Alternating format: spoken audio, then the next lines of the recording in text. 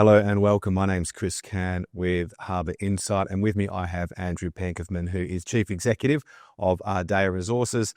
Ardea is working overtime, pulling together all the feasibility work around its massive Kalgoorlie Nickel Project in Western Australia with its joint venture partners Sumitomo and Mitsubishi. We're having a series of conversations to understand more about what this might look like with Andrew.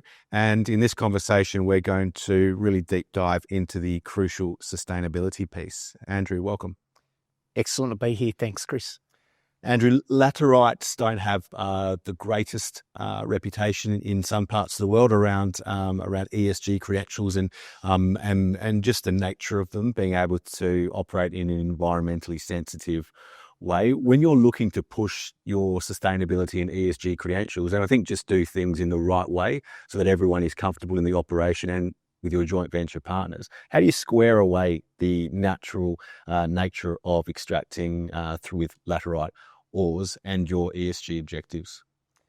Key consideration, and we've got some natural benefits. So currently most of the global nickel laterite production comes from the tropics, jurisdictions like Indonesia, the Philippines, New Caledonia, etc. Key advantage we have is our climate. So we're based in the Eastern Goldfields of Western Australia. Our core flagship project, Goongarrie, we're only 70 kilometres northwest of the city of Kalgoorlie Boulder, so we can leverage off existing infrastructure, which minimises the environmental footprint. Nickel laterites tend to be large-scale deposits amenable to low-cost, conventional, low-risk, cost-effective open-pit mining. That's certainly the case for the Kalgoorlie Nickel Project. But we can do things like minimising our environmental footprint by considering factors such as in-pit tailings disposal. Tailings storage is a key consideration for all of these projects, and it's made more challenging if we're in a tropical region where you might get over 2 metres of rainfall per annum. It might be a seismically active area, as most of the tropic regions are. We don't experience any of those challenges because of our location in the Eastern Goldfields, Western Australia. Western Australia is one of the most stable geological cratons in the world, so we don't have significant earthquake risk. We don't get metres of rainfall. Our average annual rainfall is only about 250 millimetres per year. Our average annual evaporation rate is closer to a metre. So those natural advantages enable us to implement ESG strategies that can't be contemplated in the tropics, and they are a natural project advantage. Andrew, you mentioned the tailings in that response. My understanding is that through the PFS and now being more thoroughly examined, obviously in the DFS, you're looking at an in-pit tailings design, which should theoretically bump up your ESG credentials and just make for a better operation. You have to challenge them, I'm thinking, given the scale of the project in itself, but then with laterites in particular, large projects in themselves. What does that look like, and how difficult will that be to execute? Yeah, look, but part of the base case for the PFS was in-pit tailings disposal, and with the in-progress DFS, we're doing far more detailed engineering and assessment of that design basis to demonstrate the viability.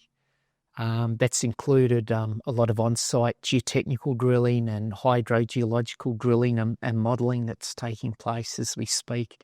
So we feel we'll be able to support it, and the key benefits are minimising your environmental surface footprint. So if you had to build a large or a number of dedicated surface tailings storage facilities, you're going to have to clear native vegetation. You're going to have to build that infrastructure. So we anticipate that all, if not the majority, of the tailings from the project disposed of via in-pit disposal methods, and progressively that will dry over a period of time, months and years, but eventually you'll be able to put stockpiled waste rock and then ultimately a layer of stockpiled topsoil with native seeds over open pit void, what was a void, and then progressively revegetate it. So with a plus 40-year operation anticipated, we will be able to rehabilitate some of the, or all of the open pit mine voids progressively as the project evolves.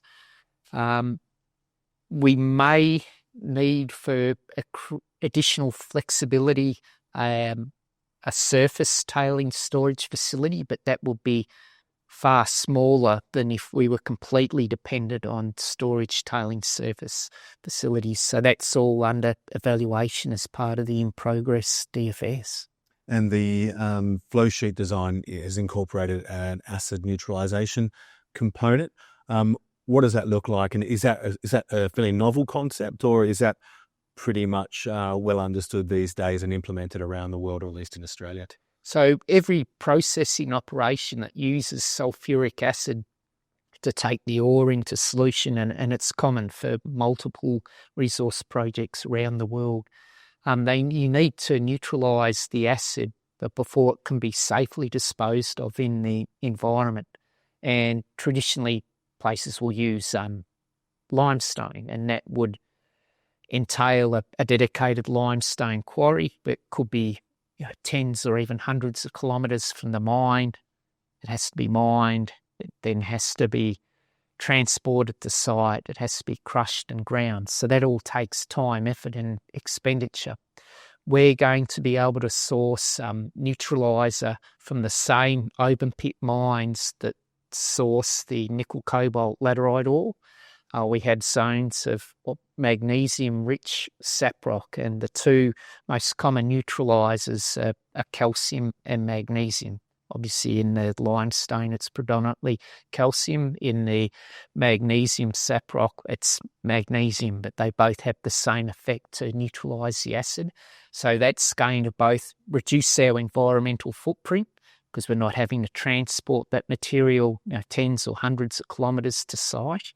And it's also therefore going to reduce our CO2 emissions, and it's also going to reduce our cost base by being able to source that material from the same open pit voids from which the ore is sourced. So it's a great piece of research and development and innovation, and not every nickel laterite project around the world has the same optionality, but a lot of it comes back to the unique geology around Glengarry, and we see that as being an important part of the project to both enhance our environmental credentials but also help reduce our operating costs.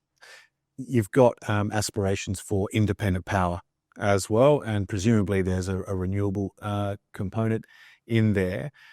It's an admirable aspiration. Should investors be worried about reliability, though, as opposed to more traditional energy sources, particularly when you've got such a large operation that is going to be quite power hungry?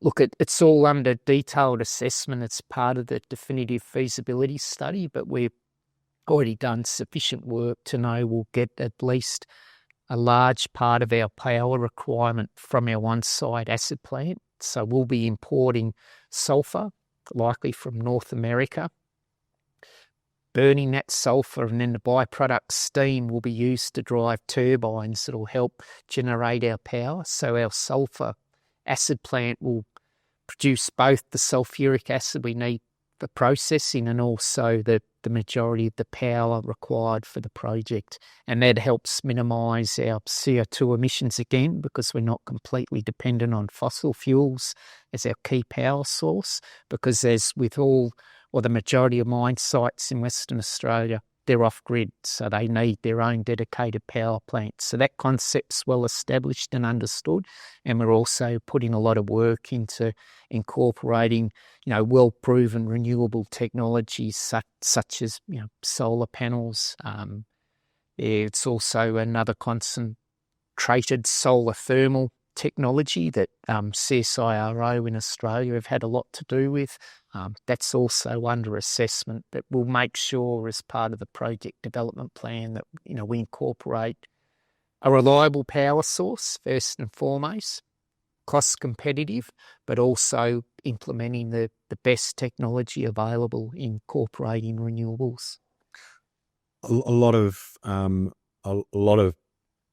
programs that are happening. There are a lot of initiatives that will be driving an ESG or sustainability objective. Have they always been the case? I know you did a Digby benchmarking study a couple of years back. Has it been the case of various things were highlighted and you've put things in place to address that? Or were these things that were always in play from the start as part of your planning for a long-term project, or was it a little bit of both? I think ESG's always been something within the company's DNA. And if we even go back earlier in the project's history, our company founder, Ian Buckhorn, this is going back about 20 years ago, before ESG was felt to be a compulsory requirement. It's good business practice. But Ian implemented, and colleagues, the Infant Health Centre within Kalgoorlie to help immunise children within the Eastern Goldfields community. Built the Infant Healthcare Centre. So, that community engagement, and, we call it ESG now, but it's all, part of being a good business operator, has been in the company's DNA since the very beginning. And we've continued to build upon that work. So, we see it as incredibly important, but equally, it's just good business practice, and it's absolutely essential that, we have the support from the local community, and we're able to contribute to both the local, state and federal communities, but none more so than the local communities within which we operate. And the Ardea Education Fund, that's a local initiative. When was that established? What drove that? What drove the creation of the fund, and how does it work? So we're still classified as an explorer and developer, so we don't have any cash flow yet. So we developed the education grant program to help contribute to worthy local causes, focusing on the youth within the Eastern Goldfields community, and we've helped sponsor a number of sporting events, from netball to Aussie rules to basketball, a venture playground at the local primary school at the township of Menzies at the northern end of our project area. So we continue to contribute, and we want to keep accelerating our contributions to the local economy, and we can see where we can empower school children in particular to help realise their dreams. For instance, there's one young man, we helped realise his dream of playing college basketball in the United States of America. So it's just, we think it's the right thing to do, and we're very keen to accelerate those initiatives as we continue to grow as a company. It must be really satisfying to see that, see those results from those programs coming through. No, absolutely. And quite recently, we had our Chief Financial Officer and Office Manager who attended the opening of the local playground at the Menzies Primary School, and it was just fantastic for them to be able to directly connect and interact with the local community. And it's something the whole company is very proud of. Andrew, that's all we've got time for, but thanks very much for joining us. Thanks a lot, Chris.